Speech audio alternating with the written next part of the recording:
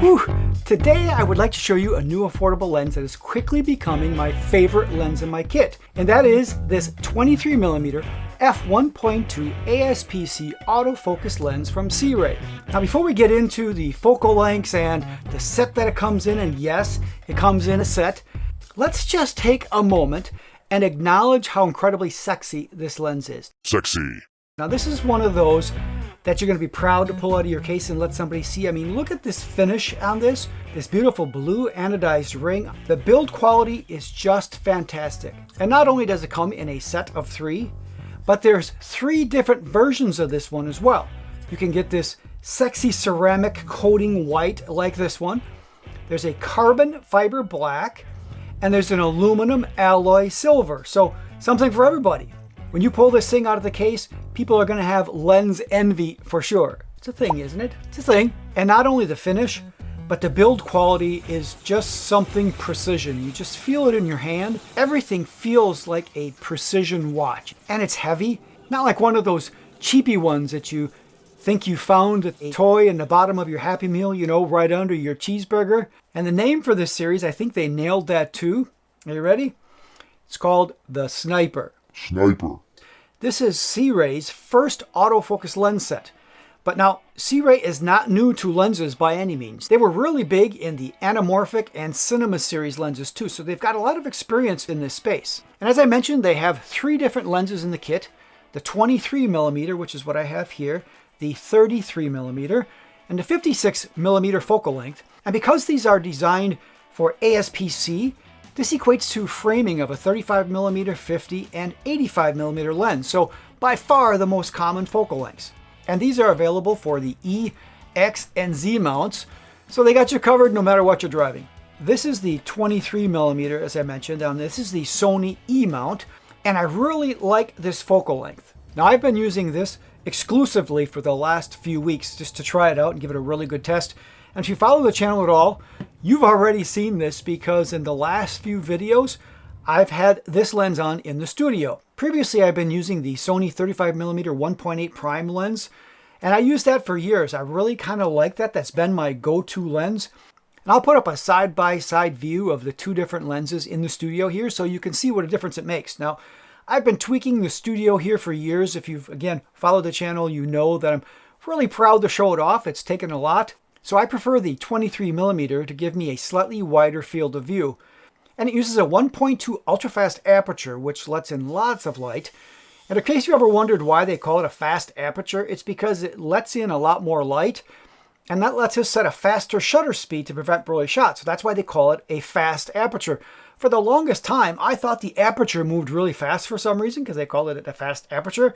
And I even watched one time, and I couldn't see it moving, so I thought, wow, that's really fast. And mentioning the aperture, this has an 11 blade aperture on it, and we want more aperture blades, of course, because the more aperture blades there are, the rounder the bokeh will be in the background, and of course, that's what we always want, is that big bokeh in the background. Bokeh? Bokeh? So I took this out and did a little street photography to test it out, and that's another reason I chose this 23mm, is that it's a really good length for this type of shooting, and it's really versatile, and can be used for landscapes, portraits, automotive, and it has a decent focus distance at 0.3 meters or about 1 foot.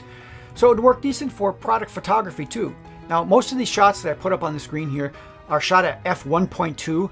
It falls off smooth and gives a nice background blur, along with a nice little bokeh balls here in the background. Now out to the edges, down at this aperture, you can see that cat eye shows up. But of course, when you stop down the aperture just a little bit more, it drops off then really quick, which is pretty typical. I also wanted to see what this shorter focal length did for the aperture starburst. Some people really like those, and this did not disappoint. I had some lens flare show up too from time to time, and it actually looks pretty cinematic. Of course, I also shot some video to see how the focus tracking was, and it stuck pretty well. You can see here on this video that the autofocus worked nice. It was smooth and quick. And you can see that the tracking was spot on, even though this leaf was blowing around, and at the same time, I was moving the camera in and out and side to side, so it stayed locked right onto that same leaf. And although the motor isn't as quiet as the Sony 35mm that I have, it is very close and still almost nearly silent. I also wanted to do a quick comparison between the Sony 35mm 1.8 prime, which is a decent quality lens, so I took these shots of these berries And if we zoom in here, we can see that the sharpness is really close. There's good contrast, no vignetting that I can tell, and the background is really similar. Something that did surprise me a little is that there's a slightly warmer color shift on the Sirui. You can see it throughout the picture. This is actually snow in the background here behind these berries, so it should be whiter, but that's not too bad. You can take care of that in post. As long as we know the color profile of the lens is that way, we can adjust it out pretty quickly. So here's the photo with a quick white balance adjustment as well. Looks pretty good. One thing I did notice is that this does not have any kind of OSS or optical steady shot built into the lens. So that means that if you don't have any stabilization either built into your camera with some type of IBIS or something like that, that you're going to struggle a little bit with handheld video because it's just kind of rocking around a little bit. You can see that jitter in your image. So I used a Ronin here and walked around with it, and I really like the Ronin, of course. It just does a hell of a job, but that worked really well. Now, you could also, of course, put this on a tripod. That would solve it as well. But mentioning the gimbal, the weight on here, because this is such a nice, sturdy, hefty lens, I dropped this on the gimbal. It barely needed any adjustments as compared to the lens that I typically use here, which is an 18-135, a Sony lens here. And I use this quite a bit because of that 18 focal length on the gimbal if I'm doing vlogging or something. But these were so close that I barely needed to tweak the tuning at all. Just a tiny little bit on one of the adjustments, and it worked perfectly fine. It also has a manual focus ring here as well, and I did try that. And it's real smooth all the way around, and the resistance is just right for me. It just feels quality.